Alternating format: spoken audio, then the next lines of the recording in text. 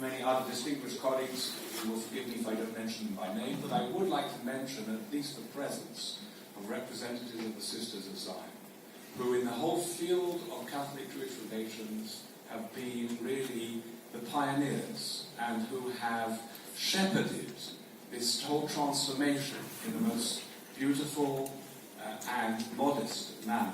And if we are acknowledging the amazing revolution that Archbishop Pietrabaptista has referred to, we have a great deal to thank them for and to pay tribute to them.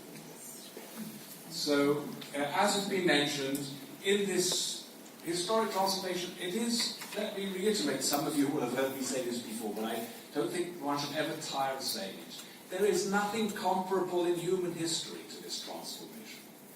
To have seen a particular community at one time, and not very long ago, as condemned by God, rejected by God, even in league with the devil, responsible for almost all the ills that humanity has, and now to be able to see that same people, in the words of St. John Paul II, as the dearly beloved elder brother of the Church, of the original covenant, never broken and never to be broken, it's mind-boggling. There's nothing that compares to such a transformation.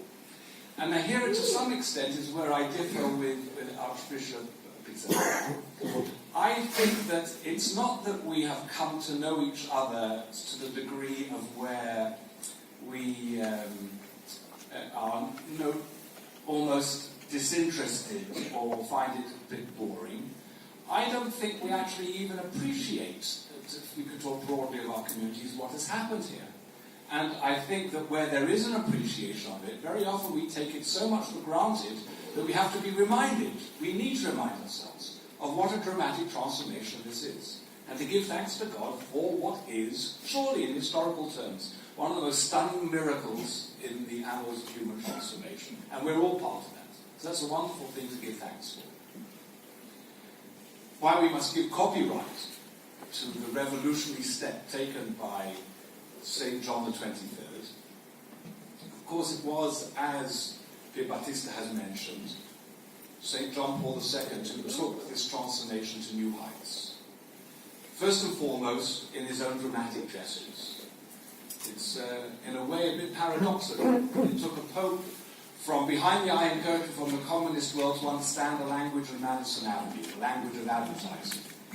In other words, how to get a message across through the image, but how to get the powerful good message, not purely sales merchandising, but to get the message across. And he did that, as far as this relationship is concerned, in two most dramatic events. His visit to the synagogue in 1986 in Rome, which is there where he used that language that I referred to. Most people, certainly today, don't read documents. Even within the church, people don't know their own documents, let alone outside it. But people watch television, and people to read newspapers, and to see the embrace of the Pope, of the chief rabbi of Rome, Rabbi Toff, and to see this genuine love on this man's face, and to read the words as he sought to reach out over centuries of hostility and alienation. The world saw it, and therefore the world knew that there was a new reality.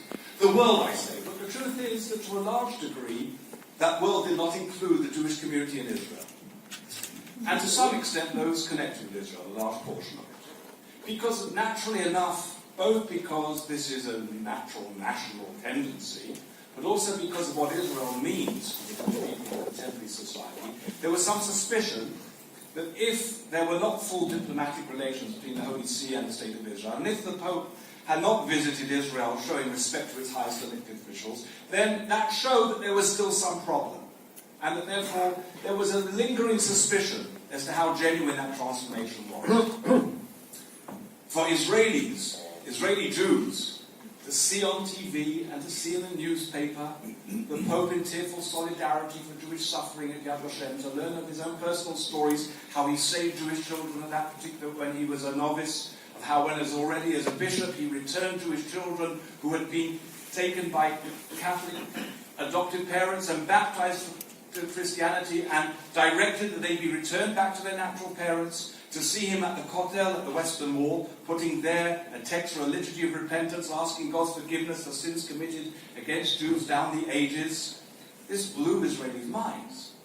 And even if I still am going to come to the challenges in a moment, and there are plenty of big challenges ahead, it nevertheless made it clear to Israeli society that something really dramatic had taken place.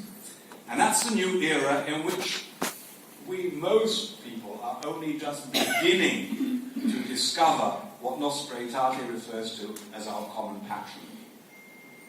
But the Church itself has taken giant strides. It wasn't only these actions of John Paul II. There were the documents that came out already early, his pontificate, the notes on preaching and teaching on Jews and Judaism in catechesis, his own homilies, all these things which have been collected and published. And I mentioned his actions of both visit to the synagogue and his visit to Israel. And one might have said, well, this Pope was an unusual man, and he had a personal history. He grew up in a town, a third of which was Jewish. He had childhood from his friends. The Shoah for him was a personal experience, both the tragedy of the Jewish people and the tragedy of the Polish people. Therefore, he was inclined to make these special gestures. But it's idiosyncratic. It's not typical, therefore, of the Church. And therefore, we must give also special tribute to his successor. His successor, who in many respects was not blessed with the same, if you like, public relations gifts that John Paul II was blessed with, but nevertheless understood the importance of those gestures and followed them personally, and enshrined them in the fabric of the pontificate. And thus it's only natural that Pope Francis has done the same. In fact, it's virtually impossible now to imagine there will ever be a Pope who will not visit the synagogue in Rome and come on a official state visit to Israel, to the Holy Land. So this now is a very dramatic transformation in which Pope Francis has taken it a further stage forward. There has never ever been a Pope in history who has known the Jewish people as well as this Pope. Well, I suppose except for the first Pope. I suppose Peter. Here is a man who actually has some Jewish friends across the denominational spectrum, Orthodox, Conservative and Reform, who when he was Cardinal of Buenos Aires commemorated Yom HaShoah, Holocaust Remembrance Day, in his cathedral, who would celebrate Jewish festivals, the High Holy Days and Hanukkah together in synagogues in Buenos Aires, whose love for the Jewish people, following on from his predecessors, but certainly not only no less, because he knows us so well, and probably knows what there is not to like in us, his love is all the more remarkable, and affection is all the more dramatic. And this has also been found in expression in his documents. To a large degree, there isn't very much further that the Church can go, I would say, in terms from a doctrinal point of view. I'll come to that in a moment. But there are expressions of genuine love and affection that are very, very important in terms of this relationship. This relationship must be a two-way relationship, and I'll pick up on some of the points that Archbishop Pizzaballa has mentioned in this regard. But historically, we are the primary wounded party in this relationship. And our traumas are profound. This is not in any way to minimize the traumas of many others with whom we interact. We are a traumatized people, and you know the famous one, just because I'm paranoid doesn't mean they're not trying to kill me. So, to some extent, our paranoia is exacerbated by circumstances as well. And the only way to deal with somebody who is traumatized, to help them overcome that, the critical way to do it, is essentially the fundamental Christian message. It is to show a great deal of love. Of course, I will come to the conflict here, and what's really important for me to say already now in parenthesis, I'll come back to it, is that you will only help in a situation of conflict if you show love to all, and to all sides in that particular contact. And definitely not to one at the expense of the other. But the degree to which the Jewish people feels loved genuinely by the Church and by its leadership is unquestionably the overwhelming degree to which this relationship will become deeper and more profound and more significant. And Francis demonstrates that very passionately. It's genuine. This doesn't mean there aren't things to criticize about him, and even in terms of Catholic-Jewish relations I have criticisms, which I can tell you about if you want later in question and discussion. But there's no question that his commitment to this is profound. And already in his, I think it's the first encyclical, I don't know, the document Evangelii Gaudium, which he released, he uses language which is also new, and goes, I would say, one stage further. And he uses a very critical word and that's the word complementarity. That there is therefore not just a question of a historical rootedness within Judaism, which is very, very important for Benedict, but a recognition that contemporary Judaism, which he knows better than his predecessors, has something to offer the church. And there is beauty within living Judaism that can enrich the church, just as he believes profoundly that there is beauty within the church that can enrich the Jewish people as well through a significant dialogue. So this is certainly a new level of mutuality based on love and respect, which even probably at the time of Nostra Aetate was almost unimaginable, just as Nostra Aetate itself was unimaginable beforehand. And just concluding that in terms of the achievements, there's this wonderful document that summarizes the transformation that was put out by the Holy See to commemorate the 50th anniversary of Nostra Aetate, using the words of Paul, God, the gifts and calling of God. God does not repent from his gifts and calling. In other words, affirming the continuity and the eternity of the covenant. A document which was presented in the Vatican for the first time with 2 Jewish respondents, of which I was honoured to be one of them. That itself was a rather dramatic event in itself. And the fact that Cardinal Koch was responsible for that dialogue shows to be able to have Jewish respondents, even when there were some criticisms, and I had 1 or 2 within the document, even though the document's overall a wonderful document, that itself is a testimony to the maturity of the relationship. But in the gifts and the calling of God, there is the use of language that has been used by popes before, but is highlighted. And that is that our actual relationship is not an interreligious dialogue, says the document. It says, in effect, it should be seen as an intra-religious dialogue because of the unique relationship. Our relationship is not comparable to that between religions. It uses the phrase intrafamilial about our relationship, which is beautiful. And when Pope Francis visited a synagogue in Rome, what was it, 4 or 5 years ago? No, less, 3 years ago, 3 or 4 years ago, in his homily, in which I was privileged to be there, just as I had the privilege to be in the synagogue when Pope Benedict went there, the real message of Francis's homily there in the synagogue, which incidentally was nowhere near as significant as the homily of his predecessors in terms of its theological content, but was far more powerful in terms of the audience there, because he spoke in this wonderful pastoral manner and personal friendship. And he said to this Jewish audience of Italian Jews, a significantly traumatized community in its own right, we are family, we are one family.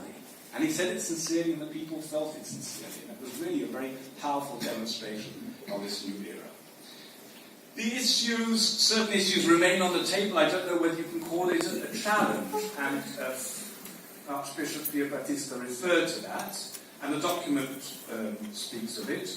Sorry, before I get there. Another remarkable thing about the document, and it again, is that it emphasizes that the eternity of the covenant means, and this has not been spelled out before as clearly as it was in this document, that the Jewish people is an integral and essential part today of God's salvific plan for humanity. That it's not exclusively the church that is part of that. But therein that, of course, is connected to his concept of complementarity as well. The one issue that remains on the table in this document acknowledges is this question of salvation, of witness, to some extent related to it evangelization. Though on the latter, the church is very clear that until the end of time, it's up to the Jews to decide what they want to do about it, and that there is no institutional attempt and no encouragement whatsoever to try to proselytize amongst Jews. On the contrary, there's respect for that integrity. But there is a question of how do you square the circle? If it is essential for all humanity to recognize Jesus for their eternal salvation, and yet the covenant between God is eternal and Jewish people are an eternal part of that plan for salvation, how do you reconcile those two points? And the document is honest enough to say, we don't know. And this is the mystery, and we are basically going back to Paul to acknowledge that mystery, and that's there till the end of time. And we will live with this lack of total clarity. And that willingness, though, to be able to say that is also a sign, I would say, of significant maturity. Okay, let's quickly now talk about some of the challenges. So, I think the biggest challenge of all is that other than for a small club of practitioners and of dialogians, as I heard the word once used in the United States, generally speaking, our communities do not know one another. There are places where Jewish communities and Catholic communities live cheek by jowl and interact on a daily basis, and especially where they are minorities, both committed to the general society of which they feel an integral part, there you have the perfect sociological setting for the internalization of transformation. There's only one place where I think really meets that criterion, and that's the United States of America, or maybe North America. There you have vibrant Jewish and Catholic communities interacting together, but both as minorities, not one as dominant, even though, of course, the size is incomparable between what is a Catholic minority and Jewish minority, the latter being far more tiny. But nevertheless, they are minorities that feel that they are an integral, full part of that society. They have common cause, common issues, and there, the transformation on the Olympian Heights has genuinely come down to the grassroots. And there is also, as Father mentioned, you have, I think, over 30 institutions for for Christian-Jewish relations, the vast majority of which are Christian. And they are organized in a council of centers for Christian-Jewish relations and studies. That's amazing. And, of course, studies of Christian textbooks on Jews, Judaism, and Israel, the most recent one, I think, done by Dr. Phil Cunningham, have shown that some of the materials are so good that a few Jewish Sunday schools could do with having some of those materials as well in terms of education. So then there's a real achievement. But there are other parts, especially, let's say, in Latin America, where there's no certain parts where there are no Jewish communities around at all, where Jews don't even feature on the radar screen. And in places like that, pre-conciliar thinking, traditional, if you like, even anti-Judaism, not necessarily anti-Semitism, they're not exactly the same thing. But often they can be. And we have enormous work to do. So first of all, the most important thing is not to delude ourselves into thinking what we are privileged to be part of reflects the whole world. There are parts of the world where, even as Archbishop Pierre mentioned, this issue isn't seen as relevant. But then that's a problem in the education of the church. Because if this relationship is intrinsic to the church's very understanding of who it is, and you don't fully understand who you are, then don't you have a bit of a problem? So this is a challenge both in terms of the Jewish need to be understood, but it's part of the challenge for the church to understand itself. And therefore the lack of priority in terms of education in many parts of the Catholic world is certainly one of the biggest challenges ahead. But here, of course, within the Holy Land, I'll come to it a little bit in a moment. But even here, when we have these remarkable achievements, especially we have this bilateral commission, which was mentioned between Chief Rabbi of Israel and the Holy See, remarkable documents which refer to challenges for the future, incidentally, I'll come back to that in a moment as well. Most people don't know about them. We have done a very poor job. In fact, we have abysmally failed in getting this information out to the rank and file, for a variety of reasons.